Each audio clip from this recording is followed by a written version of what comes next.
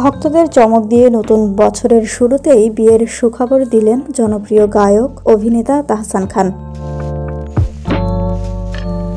পাত্রীর নাম রোজা আহমেদ। তিনি জনপ্রিয় মেকওভার আর্টিস্ট, একজন সফল উদ্যোক্তা ও তাহসান পত্নী। ভোর থেকেই হঠাৎই নেট দুনিয়ায় ছড়িয়ে পড়ে তাহসান ও রোজার একাধিক বিশেষ মুহূর্তের ছবি। এরপরই নেটিজেনরা অবাক বনে যান তাহসানের বিয়ের খবরে।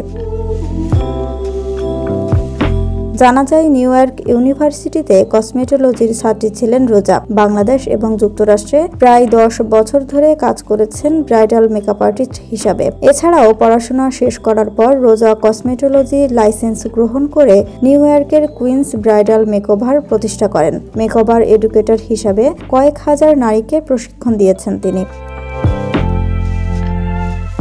কোনো রকম গুঞ্জন বা পূর্বাভাস ছাড়াই হঠাৎ বিয়ের এমন খবর অন্তর্জালে ছড়িয়ে পড়ায় তাহসানের সঙ্গে যোগাযোগ করার চেষ্টা করা হয়।